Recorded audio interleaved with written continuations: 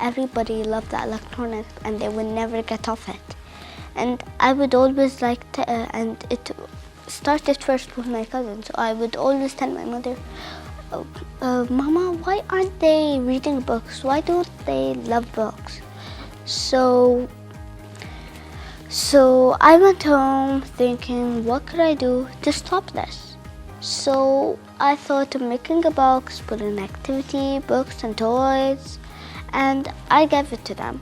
What did they say? They said, what's inside the box? I want to know what's inside the box. But I told them one condition: if they want to open the box, they need to leave all the electronics aside. So they opened the box, and then everybody took a book, activity, and toy.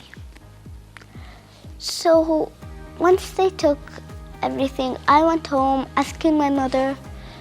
Well, first I was actually searching about businesses and small businesses that children do sometimes in school. I decided to make a business that sells books, activities, and toys. So when I was in the car, and I asked my mother,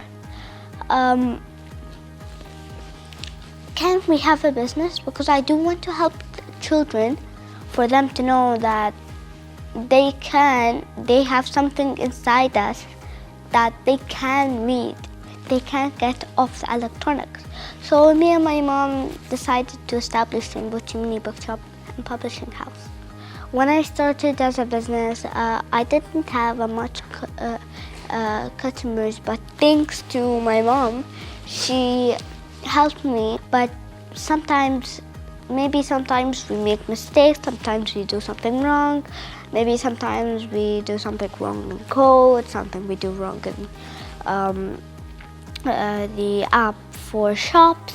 Maybe there was a problem. So my mom and me went through lots of courses to get through this all, and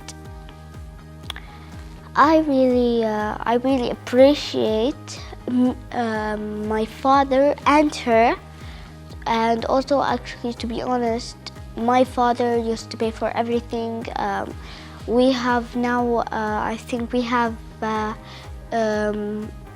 lost 200,000, I think.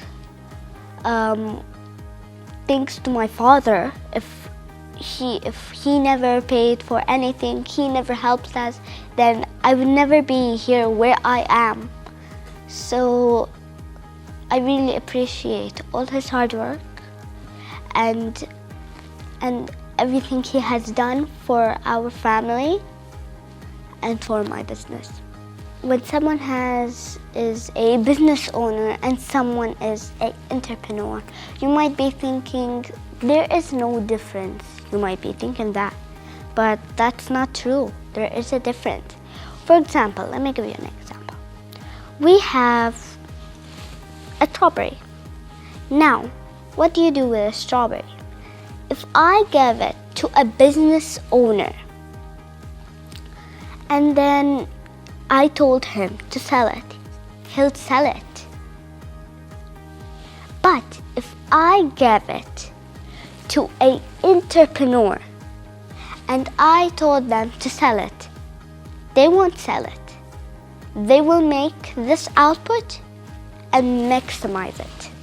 To encourage them, I would tell them to get out of the comfort zone, for them to work hard to achieve your dreams, for them to put your effort in what you want to become in the future, for them to focus in classes, because it's really important to get the right education in school, for them to read, for them to find out new things, for them to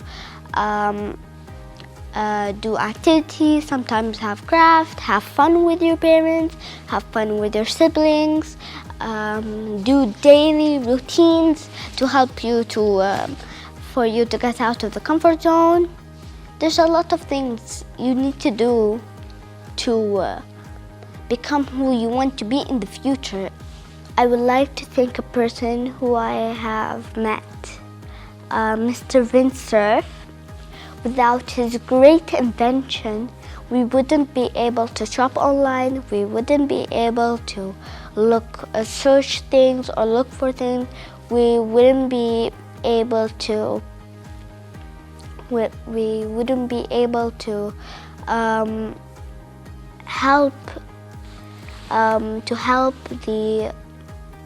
help the children, but we can't always rely on the internet because we also need to learn things by ourselves. We need to learn new things. We need to learn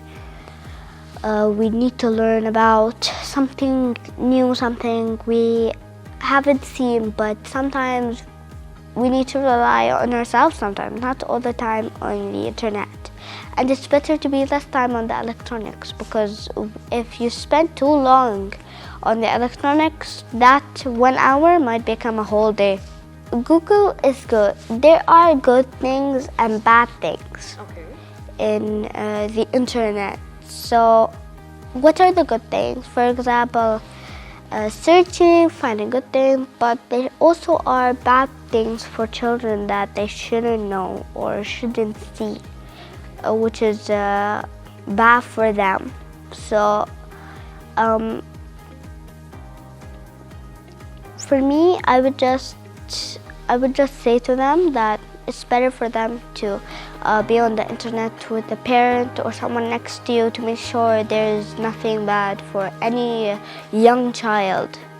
I don't want to change parents or grown-ups' life, but I do want them to help their children, for them to believe in themselves and inspire the children, so that when they grow up, because they are the next generation after us, and their children after them will be the next generation, and after them their children will be the next generation.